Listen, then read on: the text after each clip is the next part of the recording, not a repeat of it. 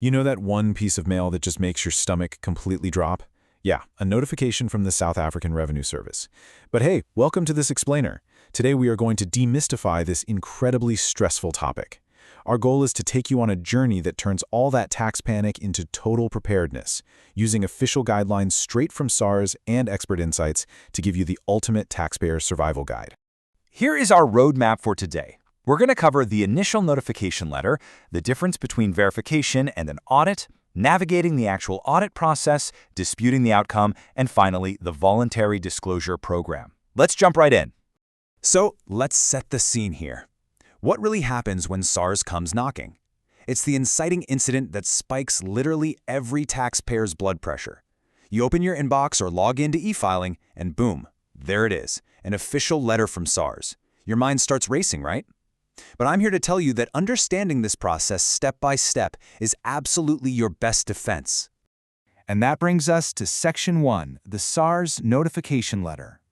The folks over at Financial Services Group Sanlam Reality honestly put it best. Seeing the word audit or verification on your tax return might raise your blood pressure, but it doesn't have to. Don't panic. Getting a letter from SARS is just a totally standard part of the modern tax system. It's not an immediate conviction, and it's definitely not an accusation of fraud. Most of the time, SARS is literally just checking to confirm that what you declared lines up with the financial records they already have on file. So why did you get flagged? Well, SARS is relying more and more on AI, machine learning, and automatic third-party data from banks and medical aids. It could just be a routine random check to ensure general compliance, or maybe you're earning additional income, like rent, freelance gigs, or foreign earnings that their algorithms match to your profile. Another massive trigger is an asset and income mismatch. If you're suddenly buying new properties or vehicles, but your declared income hasn't budged, that's going to prompt a lifestyle audit. And of course, unusually high claimed expenses or undeclared income will flag your file almost every time. All right, moving right along to Section 2, verification versus audit. When you get that letter, you need to know exactly what SARS is asking for, because these two processes are wildly different. Verification? That's basically a quick document check. They're just lining up the info you gave them against third-party data and your supporting documents, like payslips. But an audit? That is the whole shebang. It's a much deeper, more time-consuming examination of your financial statements and accounting records to really see if you've correctly declared your tax position. Now, the timeline is super crucial here. If you're selected for verification, SARS will try to verify your information within 21 business days after you submit the requested documents. It's pretty fast. But here's a quick pro tip. Do not just submit and forget it. Keep a close eye on your e-filing profile. If 21 days roll by and you haven't received a completion letter, you are entirely within your rights to call up SARS and politely keep the process moving. But what if they need to look deeper? That brings us to Section 3, navigating the audit process. If your file gets escalated, you'll receive a notification of audit, assigning a specific auditor to your case. This is where you need an action plan. First, read that letter incredibly carefully to see exactly what they need. When you log into e-filing, a specific upload link will be waiting for you. Make sure your files are standard formats, like PDFs, and under 5 megabytes. Otherwise, the system will just reject them. You can upload up to 20 documents. Oh, and here's the absolute most important step, actually hitting submit. Once you click it, that link closes for good, so be absolutely sure you've got everything right before you send it off. Because audits are way more extensive than verifications, they can take anywhere from 30 business days up to 12 whole months. But don't panic. Here's why you won't be left in the dark. SARS is legally obligated to give you a progress report every 90 calendar days. This is a huge takeaway because it holds them accountable and gives you the right to demand updates unless they think doing so would mess up an ongoing investigation. Why is it so absolutely crucial to get this right? Because the stakes are incredibly high. If SARS finds out you understated the amount of tax you owe, they can slap you with penalties up to a massive 200% of the shortfall. Think about that for a second. Double what you originally owed just tacked on as a penalty. And it gets even harsher for repeated cases, deliberate obstruction, or outright evasion. So here is our biggest tip of this entire explainer. Respond to queries from SARS straight away. I mean it. Ignoring them or dragging your feet will not make them go away. If you don't submit the requested info, SARS actually has the power to just raise a revised assessment based on whatever limited information they already have. That could easily trigger those massive penalties we just talked about. Swift, totally transparent cooperation is your absolute best friend here. But hey, what happens when the audit wraps up and you genuinely think SARS made a mistake? Let's move to Section 4, disputing the outcome.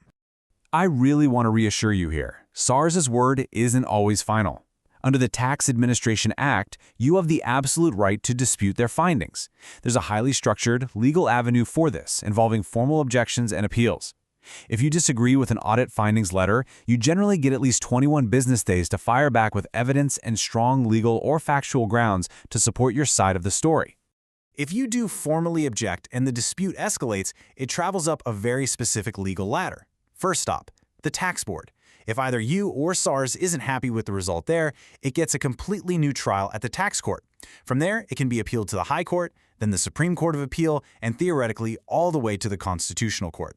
Though honestly, very few cases ever make it that far. Most disputes get resolved way earlier in the timeline.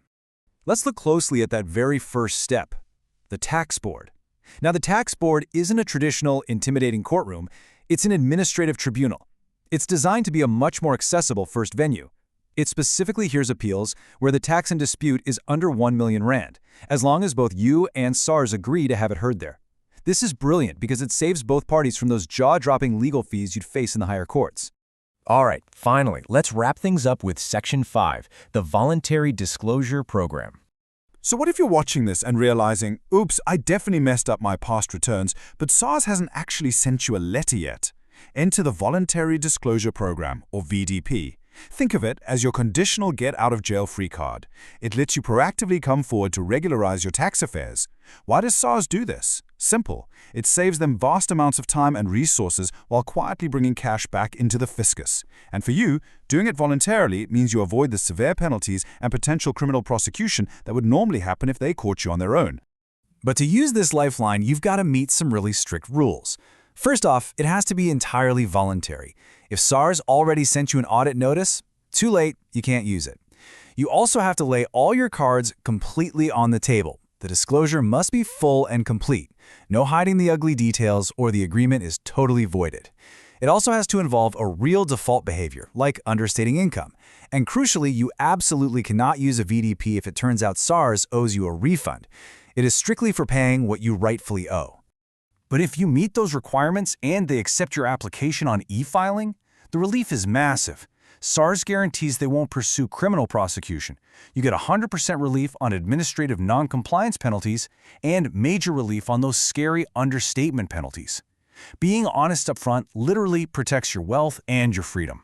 And that brings us to the end of our explainer. We've cracked the code on how SARS triggers audits, the exact steps to navigate them, your right to fight back, and how to proactively come clean if you need to. Understanding these procedures puts the power right back in your hands. So I leave you with this final thought. Knowledge is your ultimate tax shield. Will you choose to face your next tax season with panic or with total preparedness? The choice is entirely yours. Thanks so much for learning with us today.